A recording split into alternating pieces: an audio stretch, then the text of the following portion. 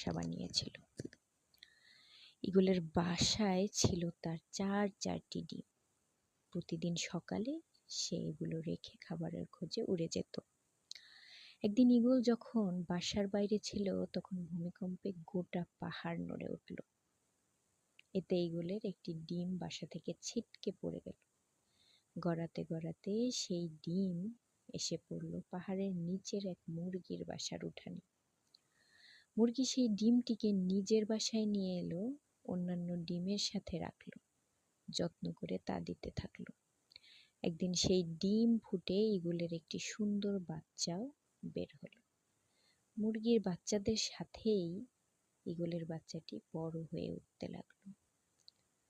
কিন্তু সে ভেতর থেকে যে সব সময় অন্য কিছু অনুভব করত।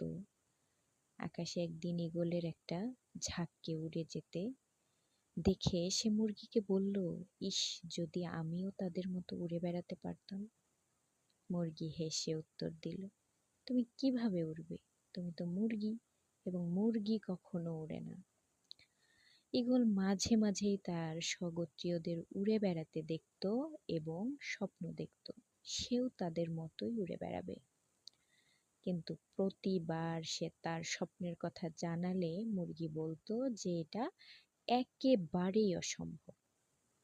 মুরগির এই কথাটি ঈগল বিশ্বাস করতে শিখল এবং তার জীবনটা বাকি মুরগিদের মতোই কাটিয়ে দিল।